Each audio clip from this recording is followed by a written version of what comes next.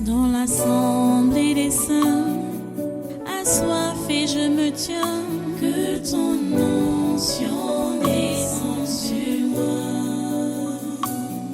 Conscient que mon destin est dans le creux de ta main, que ton onction descende sur moi. Je suis disposé, assoiffé, que ton onction descende sur moi. Je suis disposé, assoiffé,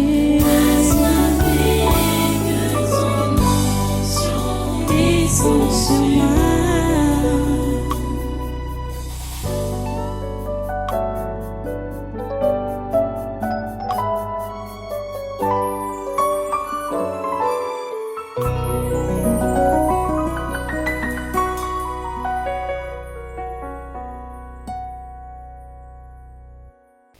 Alléluia. Aujourd'hui, prends avec moi dans le livre de Jean. Le livre de Jean.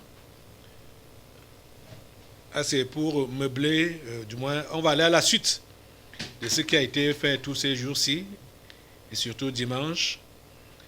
Et sans oublier notre texte, je vous ai demandé de relire ça à tête reposée dimanche en rentrant, c'est-à-dire Romains chapitre 8, tout le chapitre 8.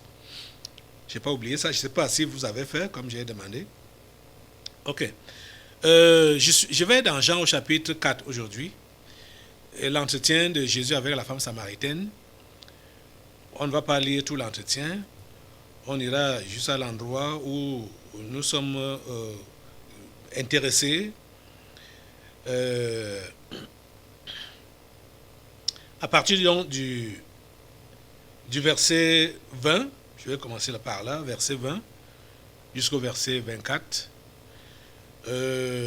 C'est la femme qui parle, qui dit à Jésus, « Nos pères ont adoré sur cette montagne, et vous dites, vous, que le lieu où il faut adorer est à Jérusalem. » Verset 21, « Femme, lui dit Jésus, crois-moi, l'heure vient où ce ne sera ni sur cette montagne, ni à Jérusalem que vous adorerez le Père. Vous adorez ce que vous ne connaissez pas, nous adorons ce que nous connaissons, car le salut vient des Juifs. Mais l'heure vient, elle est déjà venue, où les vrais adorateurs adoreront le Père en esprit et en vérité, car ce sont là les adorateurs que le Père demande. Dieu est esprit, et il faut que ceux qui l'adorent en esprit et en vérité. Prions le Seigneur. Dieu trois fois saint, nous te remercions pour ta parole de ce jour. Nous te prions, Père Saint, de bénir cette parole et surtout de disposer les esprits, les cœurs de tes enfants qui sont ici présents et qui sont partout dans le monde pour suivre ce programme, qui sont connectés. Nous te prions, Seigneur, pour que tu puisses ouvrir ces cœurs, ces esprits, afin de recevoir ton instruction et pouvoir l'appliquer. Seigneur Dieu Tout-Puissant, merci, parce que tu es disposé à instruire tes enfants dans tes voies. Et merci parce que tu es prêt à accomplir ce que tu as prévu faire en ces temps de la fin. Seigneur, nous voici à tes pieds pour écouter tes instructions. Donne-nous la grâce de pouvoir l'appliquer et les appliquer. À toi toute la gloire et tous les honneurs. Au nom puissant de Jésus, nous avons prié. Amen. Assois-toi. Une fois de plus, sois le bienvenu à ce conquête du surnaturel de ce jeudi 27 avril 2023. Le Seigneur a besoin, a envie de révéler ses fils, ses enfants, à cause de la création qui est en souffrance, qui est en esclavage. La création qui subit donc la maltraitance de la part du monde, de la part des anges déchus, de la part de l'adversaire. La création subit. Et la création attend te voir venir dire à son pharaon, laisse aller mon peuple. Rappelez-vous, c'est comme ça qu'Israël souffrait en Égypte pendant 430 ans. Il n'y a eu personne qui s'est levé, même quand le temps était arrivé, parce que quand Dieu a parlé à Abraham, il lui avait dit que ce sera pour 400 ans, donc 4 générations, que sa progéniture sera esclave en Égypte pendant 4 générations, pendant 400 ans. Mais ils ont fait 430 ans.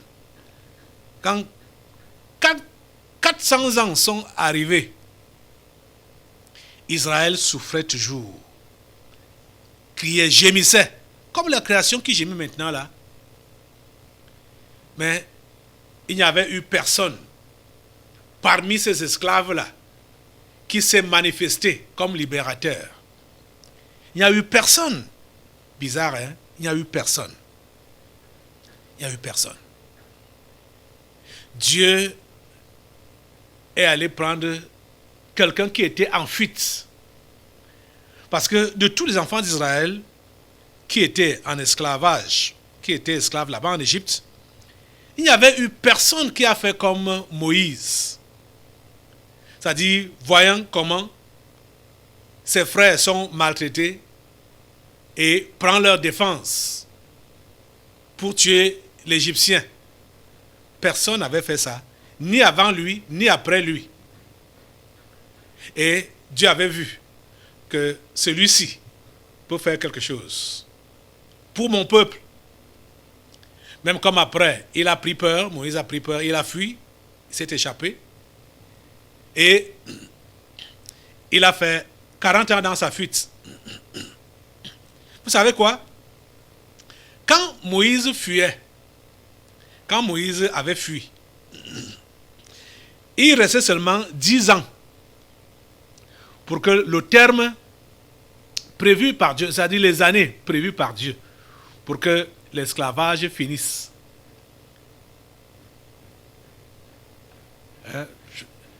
Du moins, Moïse, oui, non, pas, Moïse a fait, quand l'esclavage avait fait 430 ans, 430 ans, quand Moïse a été envoyé.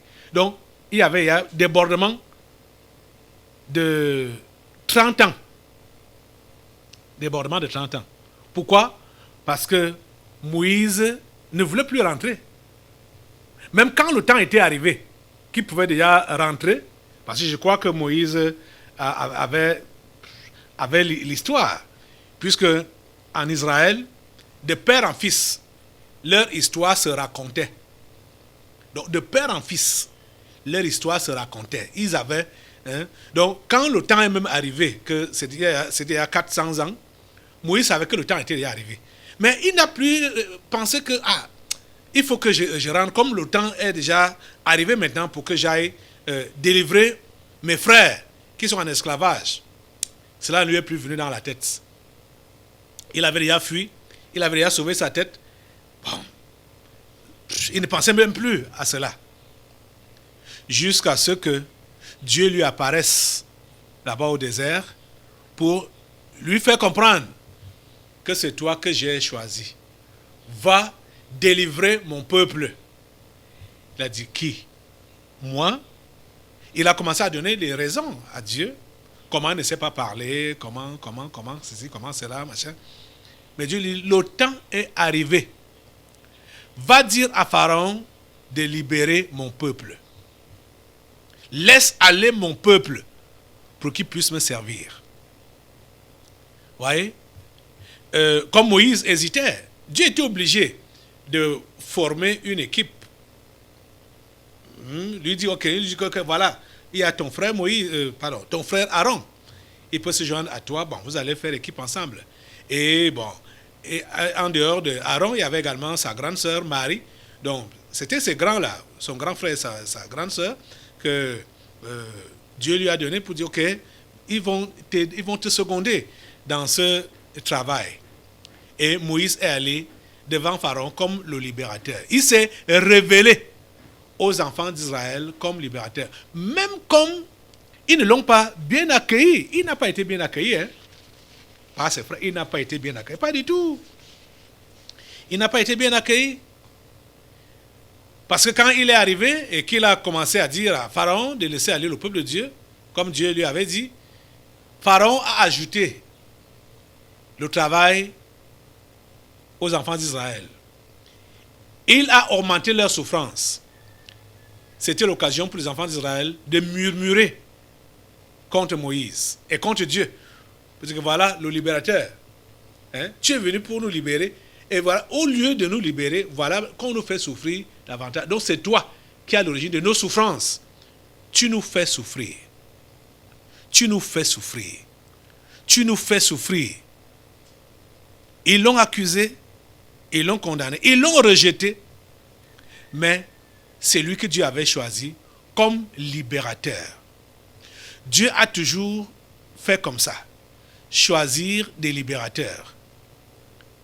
Donc, choisir ses fils pour les révéler à ses autres enfants qui sont dans la souffrance. Comprenez? La création, à l'heure actuelle, et depuis même le temps de Paul, même avant, la création souffrait déjà. Parce que vous allez voir ce que Paul raconte dans l'épître aux Romains. Oh Dieu! Quand je lis l'épître aux Romains, je lis même les histoires de la Bible, je suis dépassé de voir que le monde n'a pas changé. Hein? Les choses qui se passaient depuis là, avant même la naissance de Jésus, à l'époque de Paul, donc après même Jésus, c'est les mêmes choses qui se passent aujourd'hui. Ça dit, par exemple, au niveau de la dépravation, ce sont les mêmes choses. Les mêmes choses. Donc, la création subit le même esclavage depuis fort longtemps. En fait, je crois que c'est depuis la déchéance de l'homme. Hein? C'est depuis la chute, c'est vrai. Quand le genre humain a chuté, le diable a tout mis en place pour l'éloigner de Dieu. C'est pourquoi toutes les pratiques que vous pouvez voir aujourd'hui là, ce n'est pas aujourd'hui que ça a commencé. Ce n'est pas les choses du 21e siècle, ni du 20e siècle, ni même du 19e siècle. C'est des choses de depuis. Ce n'est même pas seulement au premier siècle, on peut dire à l'époque où Jésus est venu et a trouvé les dépravations. Hein? Des choses terribles. Jésus est venu, a trouvé que le monde était... la création était dans l'esclavage. C'est même la raison pour laquelle il a été envoyé par Dieu. Parce que la création était dans l'esclavage. La création était dans l'esclavage. Parce que voici ce que la Bible dit. Je vais lire par exemple ces paroles de Paul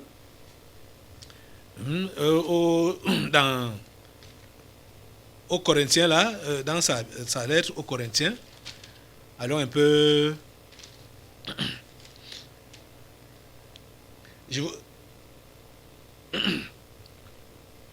1 Corinthiens chapitre 15 par exemple, ce que Paul dit là, il dit à partir du verset 3, 1 Corinthiens chapitre 15 verset 3, je vous ai enseigné avant tout, comme je l'avais aussi reçu, que Christ est mort pour nos péchés, selon les Écritures. Christ est mort pourquoi? Pour nos péchés, selon les Écritures. Verset 4, qu'il a été enseveli et qu'il est ressuscité le troisième jour, selon les Écritures. Donc les Écritures avaient déjà tout prévu, avaient déjà tout prédit. Il est mort pour nos péchés, selon les Écritures. Donc c'est parce que nous étions pécheurs, parce que la création était dans la servitude, vivait dans le péché, que Christ est mort. C'est la raison de sa venue, c'est la raison de sa mort. Parce que nous étions malmenés par le monde, malmenés par le diable, malmenés par ses agents. malmenée. Car la création a été soumise à la vanité. Soumise à la vanité, soumise. Car la création a été soumise à la vanité, non de son gré, mais à cause de celui qui l'y a soumise. Avec l'espérance qu'elle aussi sera affranchie de la servitude de la corruption. Donc la création est dans la servitude, dans la corruption depuis fort longtemps. Et c'est la raison pour laquelle Christ a été donc manifesté. Christ est venu, comme Paul le disait donc ici là. Ce qu'il a enseigné et prêché, que Christ est mort pour nos péchés selon les Écritures. Je vous ai enseigné avant tout, comme je l'avais aussi reçu, que Christ est mort pour nos péchés selon les Écritures. Parce que nous étions dans la servitude. Parce que nous étions dans la corruption. Que Christ est mort pour nous sauver. Et aujourd'hui, il a besoin de nous, qui avons donc été sauvés, pour sauver les autres. Donc il a besoin de nous manifester, comme lui-même s'est manifesté au monde. Il a besoin de nous manifester aussi, pour sauver les autres, qui sont encore dans le monde. Les amis, je vous en prie, comprenez le but de votre salut et le but de votre existence sur cette terre. C'est pour sauver les perdus. Ce n'est pas pour perdre, c'est pour sauver les perdus. Donc, nous devons tout faire pour que tout ce que nous faisons contribue au salut des âmes. Tout ce que nous disons, tout ce que nous pensons, c'est-à-dire, tout doit converger pour que les âmes soient sauvées. Pour que les âmes soient sauvées. Comprenez? Ici, le passage qu'on a lu, la femme samaritaine a évoqué l'histoire de l'adoration. Vous savez, si vous n'êtes pas l'ami de Dieu, vous n'êtes pas son adorateur, donc celui qui l'apprécie, celui qui apprécie Dieu, qui apprécie les œuvres de Dieu, qui apprécie tout ce qu'il fait, vous ne pouvez pas le servir comme il se doit, le servir avec joie, le servir avec engagement. Jésus-Christ a rencontré cette femme au puits. Jésus lui a demandé à boire. La femme lui a refusé de l'eau à boire. Mais vous voyez, quand ils ont continué à converser, vous voyez que la femme évoque l'histoire de l'adoration. Donc, elle était religieuse. Donc, elle était religieuse. Elle savait prier. Mais elle était chiche. Elle était rancunière. Parce que dans l'histoire, vous allez apprendre qu'elle rappelle à Jésus que, du moins, le narrateur rappelle que les Juifs n'ont rien en commun avec les Samaritains. Et la femme même a dit ça, que mais pourquoi tu me demandes de l'eau alors que toi tu es juif? Vous voyez? Pourtant, elle était religieuse, puisque c'est elle qui évoque l'histoire d'adoration ici, là, de l'adoration de Dieu ici, là. Vous voyez? Mais elle était rancunière. Elle a respecté le chemin tracé par ses ancêtres. Vous n'avez rien à faire avec ce peuple. Vous n'avez rien à voir avec ce peuple. Donc, de père en fils, ils ont gardé ce commandement-là. Donc, de ne rien avoir avec les Juifs, de ne rien avoir à faire avec les Juifs. Et la femme a gardé ça. Et là, voilà, le Messie lui demande à boire. Elle ne sait pas que c'est le Messie. Elle lui oppose un non catégorique. Pourquoi? Parce qu'elle a remarqué que c'était un Juif. Vous voyez ça? Et elle dit donc au verset 20, « Nos pères ont adoré sur cette montagne. Et vous dites, vous, que le lieu où il faut adorer est à Jérusalem. » Donc ici, là, pour donc montrer la différence des religions. Comment la religion de leur père est différente de la religion des Juifs. Mais Jésus nous fait comprendre par la réponse qu'il a donnée à cette femme que Dieu n'a rien à faire avec la religion. Les religions sont les servantes de Satan. Je le dis crûment comme ça là. Les religions sont les servants de Satan. Les religions ne servent pas Dieu. Ce sont des servants de Satan. Satan les a récupérés. Vous voyez? Parce que ce qu'on appelle même l'instinct religieux, c'est dans l'être humain. Je parle des vrais humains, je ne parle pas des anges déchus. L'instinct religieux est dans l'être humain. Et les anges déchus ont donc tout fait pour former des organisations religieuses afin d'assouvir donc l'instinct religieux qui est enfoui dans l'homme pour donc calmer leur conscience, pour calmer la conscience de l'homme. Mais Dieu n'est pas dans la religion. Jésus le démontre ici clairement par la réponse qu'il a donnée à cette femme. Parce que Jésus lui dit au verset 21, « Femme, lui dit Jésus, crois-moi, l'heure vient où ce ne sera ni sur cette montagne, ni à Jérusalem que vous adorerez le Père. » Comme pour dire quoi? Comme pour dire que dans le salut ou l'adoration ne se fait ni dans l'une ou dans l'autre religion. Dieu ne connaît pas ça. Dieu ne connaît pas les religions. Dieu ne connaît pas les lieux ou les endroits que les hommes ont créés là et ont consacrés pour dire que c'est des lieux de culte, des lieux d'adoration, c'est les religions de telle, religion de telle. Hein. Dieu ne connaît pas ça. Et Jésus dit que, femme, crois-moi, l'heure vient où ce ne sera ni sur cette montagne, ni à Jérusalem que vous adorerez le Père. Verset 23, mais l'heure vient, et elle est déjà venue, où les vrais adorateurs adoreront le Père en esprit et en vérité, car ce sont là les adorateurs que le Père demande. Dieu demande les adorateurs en esprit et en vérité. Ce n'est pas dans la religion. Ce n'est pas dans la religion.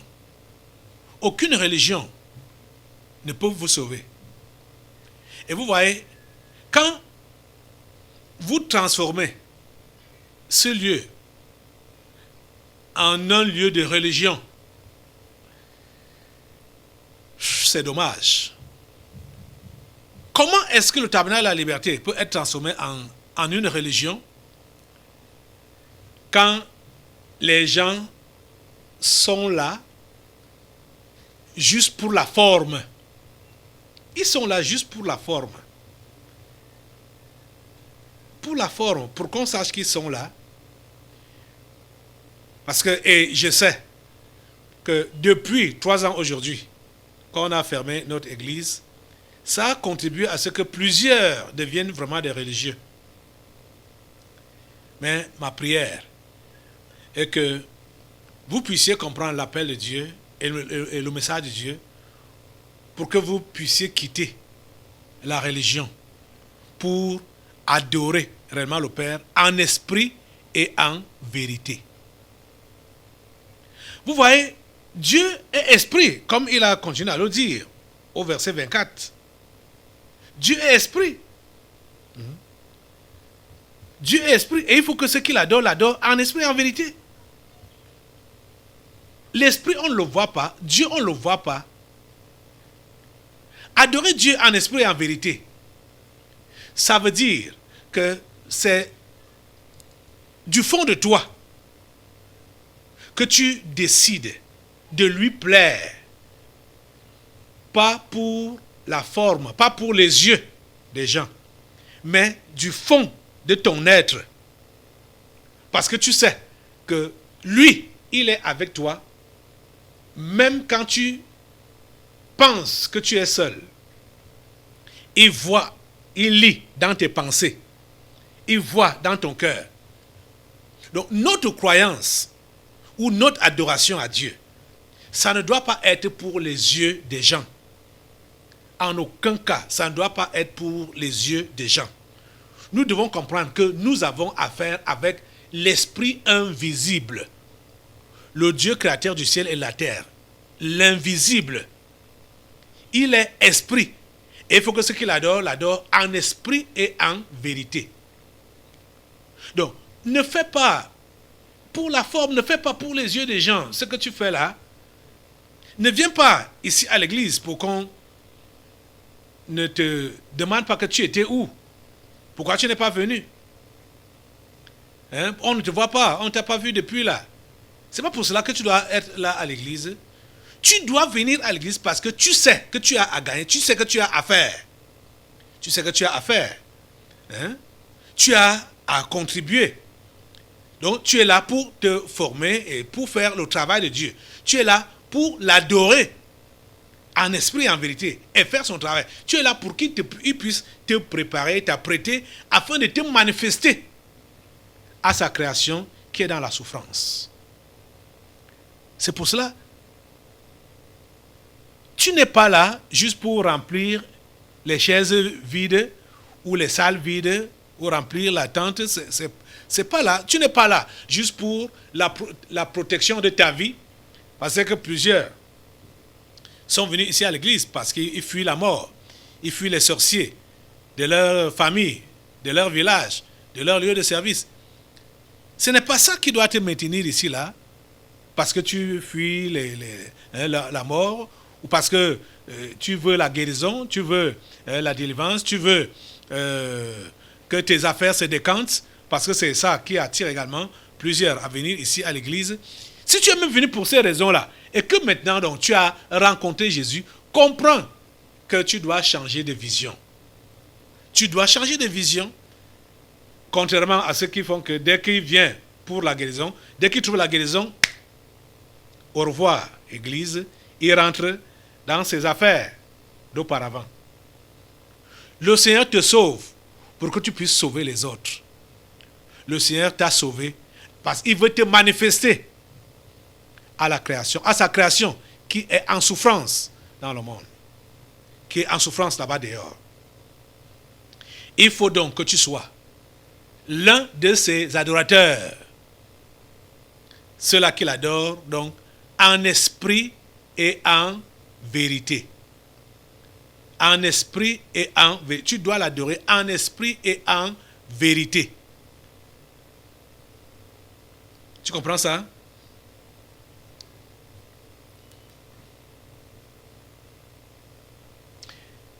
Le Seigneur a dit d'abord à cette femme,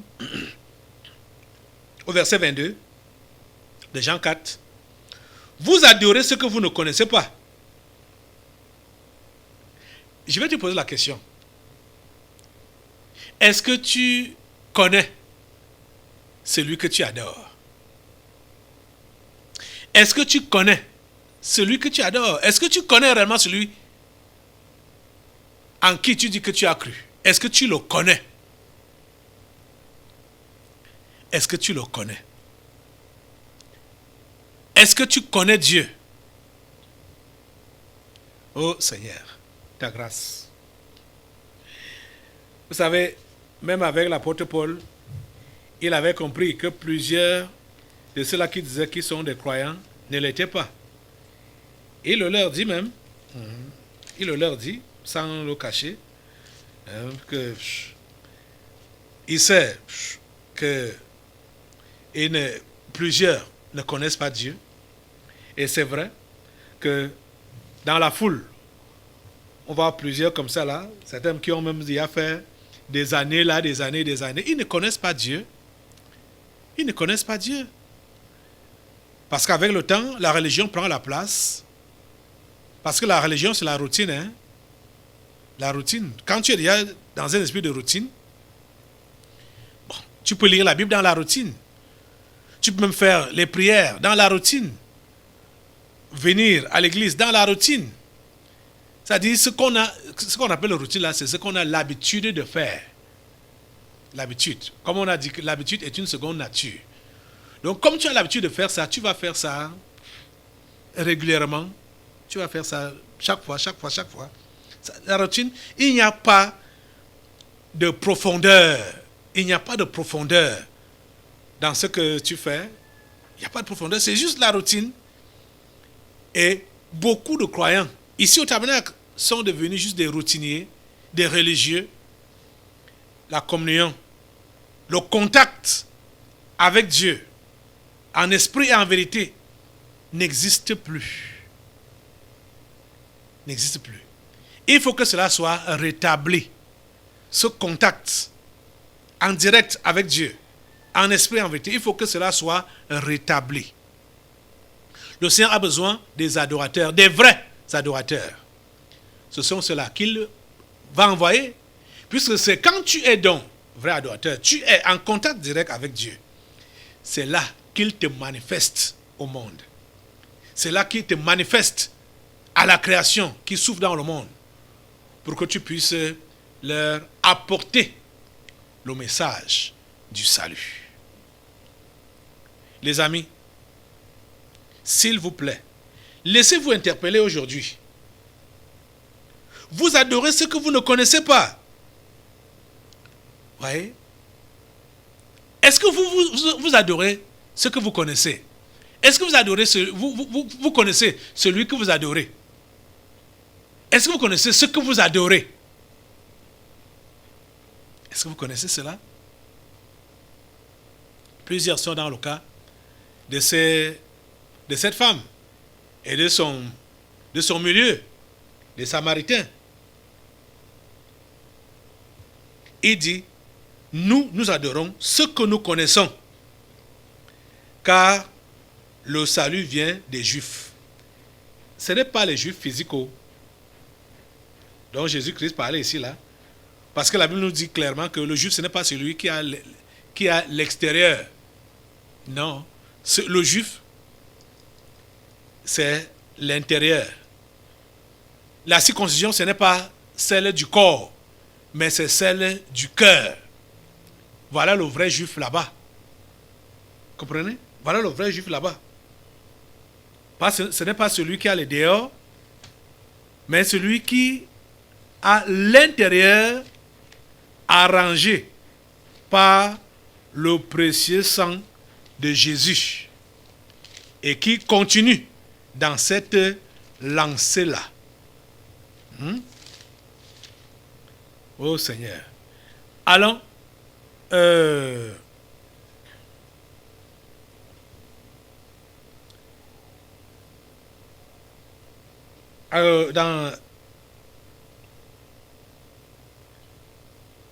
dans Romains au chapitre 12.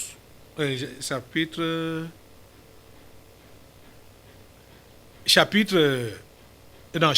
11, Romains chapitre 11. Romains chapitre 11, ou même, allons d'abord chapitre 9, verset 6. Romains chapitre 9, verset 6.